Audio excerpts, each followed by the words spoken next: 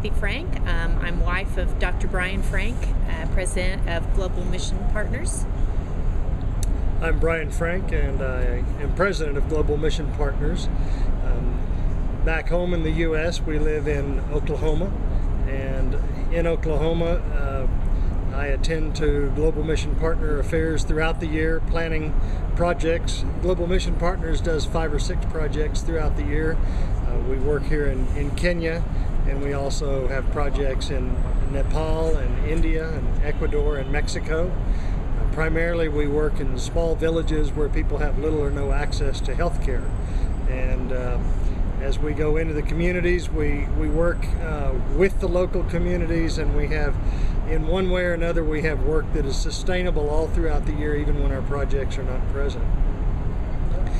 In addition to Global Mission Partners, I have a private practice of medicine in Edmond, Oklahoma. I am, by background and training, an anesthesiologist and pain medicine specialist, and certified in pain management as well as medical acupuncture, and now going through fellowship training in anti-aging and regenerative medicine as well. So for 30 years I've been involved in anesthesia, pain medicine, and complementary alternative medicine, and have an active practice in Edmond to help people with a wide variety of complaints, either regarding pain or regarding issues of trying to achieve health and wellness in their lives.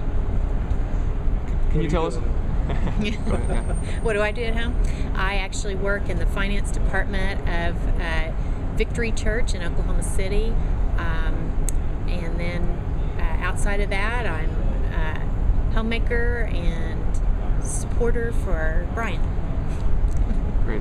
Yeah, in Oklahoma, I'm also a pastor for Global Missions and the Healing Ministries at City Church in downtown Oklahoma City, Oklahoma, about 5 blocks north from where the federal building, the Murrah building, was bombed 15 years ago. And so we're right down in the heart of Oklahoma City. We have a multi-racial, multi-ethnic, multicultural church, and it's great to be part of that staff. Can you share with us some of the background of Global Mission Partners, where you've served internationally and over what period of time? Yeah, in my background in missions, I was active on a regular part-time participation in leading and directing missions for about 20 years. And then about 13 years ago, founded Global Mission Partners as a 501c3 not-for-profit Oklahoma corporation. And with Global Mission Partners, we take volunteers from all over North America.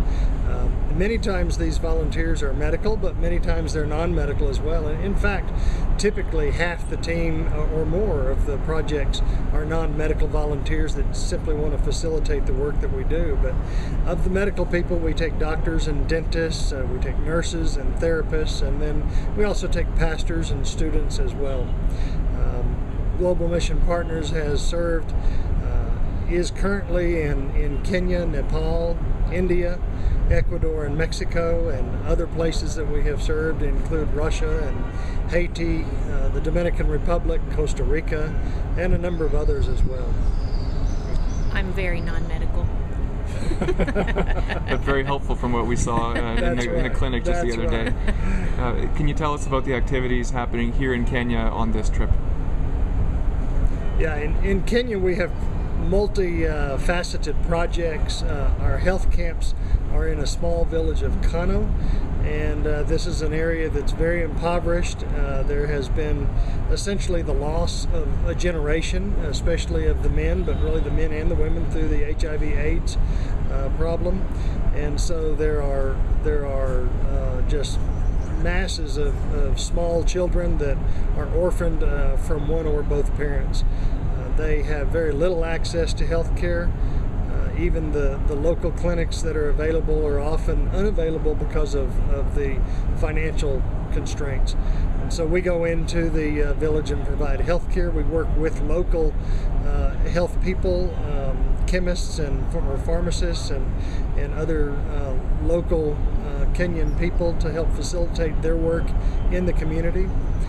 In addition to the healthcare, we have a project ongoing right now with both the treatment and research for treating and curing malaria through a patented silver solution called SilverSol.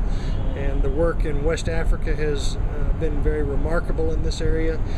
In our initial early studies, we have seen some dramatic and very satisfying results clinically, and we're working to increase those numbers as well as to follow that with the laboratory confirmation.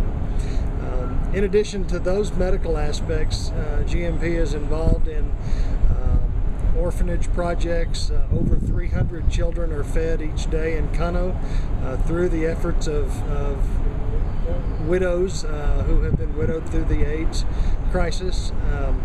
And we have skills development and empowerment for these women to be able to gain income for their families and the community. We have an orphanage that's under construction right now with Maisha International Orphanage, and that's a very exciting process with the construction ongoing.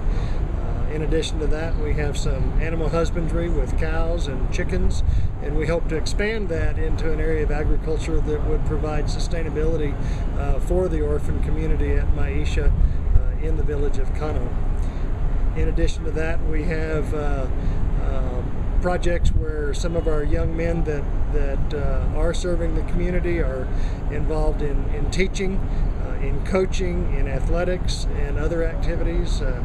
Each year we have a number of college volunteers that come and serve with Maisha International in women's ministry and teaching in the local schools.